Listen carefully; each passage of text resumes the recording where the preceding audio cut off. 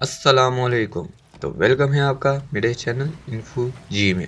تو فرینڈز، آج کی ویڈیو میں آپ جانیں گے ہسٹری کے ایسے فیکٹس جن کے بارے میں شاید ہی آپ جانتے ہوں گے. تو سٹارٹ کرتے ہیں آج کی ویڈیو. 4 قدیم کھانے جو دل کی بے ہوشی کے لیے نہیں ہیں. کوکرلا خمیر شدہ شارک کا گوشت آئس لینڈ کی واکنگ ڈش ہے جس میں شارک کو کئی مہینوں تک خشک کرنے سے پہلے ہفتوں تک ریت اور بجری میں دفن کرنا شامل ہے. اس کا ذائقہ اور بو امونیا کی ہڈی کی طرح ہے. سیب کے دانت سیوریج. گندم کی روٹی قدیم چین میں بنائی جانے والی روٹی کی ایک قسم تھی. گندم آلودہ پانی سے جمع کی گئی تھی. بھوری روٹی کے بارے میں بات کریں. قدیم سارڈینیا سے کاسا مارزو ایک روایتی پنیر ڈش ہے. مزامول یہ زندہ کیڑوں کے لاروا سے بھرا ہوا ہے. نیٹو ایک پکوان جو آج بھی کھایا جاتا ہے قدیم جاپان میں پیدا ہوا تھا. یہ خمیر شدہ سویابین سے بنایا جاتا ہے اور اس میں امونیا کی تیز خوشبو کے ساتھ مل کر بلغم جیسی مستقل مزاجی ہوتی ہے. نویں پوپ گریگوری نے اعلان کیا کہ بلیاں شیطان کی عبادت سے وابستہ ہیں اور انہوں نے ان کے بڑے پیمانے پر قتل عام کا حکم دیا جس سے چوہوں کو بلیک ڈیتھ کو آسانی سے پھیلانے میں مدد ملی. نکولا ٹیسلا نے ایک بار کہا تھا کہ میں اس کبوتر سے محبت کرتا ہوں جس طرح ایک مرد ایک عورت سے محبت کرتا ہے اور وہ کبوتر مجھ سے محبت کرتا ہے کیونکہ وہ کبوتروں سے محبت کرتا ہے. ملکہ کلیوپیٹرا کے بارے میں افواہیں ہیں کہ انہوں نے دنیا کا پہلا اسپورٹس مساج ایجاد کیا ہے یا غصے سے بھری شہد کی مکھیوں سے بھری کھوکھلی لوکی کا استعمال کیا. یہ بحالی کے لیے بہت اچھا ہونا چاہیے.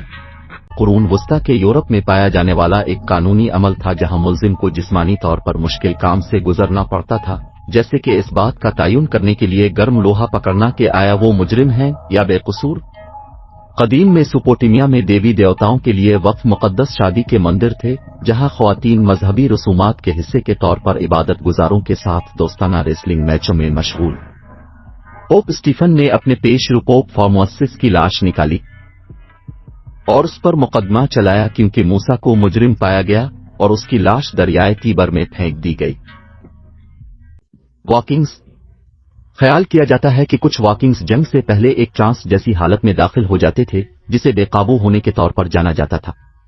دولت مند واکنگز کو کبھی کبھی قیمتی سامان کے ساتھ ان کے جہازوں میں دفن کیا جاتا تھا تاکہ وہ آخرت میں ان کے ساتھ رہ سکیں. واکنگز کو اسکینگ سے محبت ہے اور یہاں تک کہ اسکینگ کا ایک واکنگ خدا بھی تھا جسے اولور کہا جاتا تھا. واکنگ خواتین کو اب کے خیال سے کہیں زیادہ حقوق حاصل تھے بشمول اپنے شوہر کو طلاق دینے کی صلاحیت.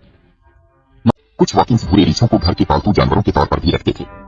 قدیم یونان کی جنگلی دنیا میں خوش آمدید جہاں سمپوزیم صرف بحث سے کہیں زیادہ تھے. وہ علم کے حصول میں فریق تھے. کچھ یونانیوں نے سرپرستی کو ایک بالکل نئی سطح پر لے جایا. ارسطو سے ملیں اور جہاں حکمت دوسری چیزوں سے ملتی ہے. اس پارٹا میں مشکل انتخاب کیے گئے تھے جیسے یہ فیصلہ کرنا کہ آیا بچے میں اسپارٹن کی صحیح خصوصیات ہیں یا نہیں. اگر انہیں کمزور سمجھا جاتا تو انہیں دور دراز علاقوں میں چھوڑ دیا جاتا. جب پارٹیوں کی بات آتی ہے تو یونانی جانتے تھے کہ اسے کس طرح ملایا جاتا ہے نہ صرف فکری طور پر بلکہ اپنی شراب کے ساتھ بھی. کہ مالی سلطنت کے 14ویں صدی کے حکمران مانسا موسا اپنی بے پناہ دولت کی وجہ سے مشہور تھے. اس عظیم حکمران نے اپنی عظیم قسمت کو دانشمندانہ معاشی پالیسیوں اور جدید خیالات کے امتزاج کے ذریعے تعمیر کیا جیسے ناقابل یقین مقدار میں سونے کی کان کنی پھر اسے نئے تجارتی راستوں کے ذریعے فروخت کرنا. 1324 میں موسی علیہ السلام نے مکہ مکرمہ کا سفر کیا جیسا کہ تمام مسلمانوں سے توقع کی جاتی ہے لیکن یہ کوئی عام سفر نہیں ہوگا. کہا جاتا ہے کہ انہوں نے ہزاروں لوگوں کے قافلے کے ساتھ ساتھ کئی اونٹوں کے ساتھ سفر کیا جو سب سونے کے کپڑے پہنے ہوئے تھے.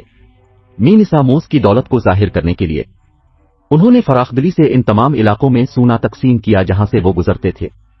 نیک نیتی سے کیا گیا یہ عمل دولت میں اچانک اضافے کی وجہ سے معاشی عدم استحکام کا باعث بھی بنا. کہا جاتا ہے کہ موسیٰ کی دولت آج کے دور میں تقریباً 400 ارب ڈالر ہے. ایکیلیا مشہور گلیڈیٹرکس عاجزانہ آغاز سے ابھری اور خود کو رومی میدان کی صفاکانہ دنیا میں پایا لیکن اپنے مرد ہم منصبوں کے برعکس اچیلیا نے اس راستے کا انتخاب کیا جو آزادی کی ناقابل تسخیر پیاس اور توقعات پر پورا اترنے کی خواہش سے متاثر تھا. اچیلیس کے مخالفین ان کے سائز سے 2 گنا بڑے ہیں جو مشکلات سے بے پرواہ ہے. اس کی حرکات و سکنات سوچے سمجھے حملوں اور تیز رفتار جوہے کا ایک بیلے تھی. ٹرائیڈنٹ اور نیٹ کی ماہر इसका मकसद शीशे की छत को तोड़ना था जिसने ख्वातीन को सबसे ऊपर महदूद कर दिया था।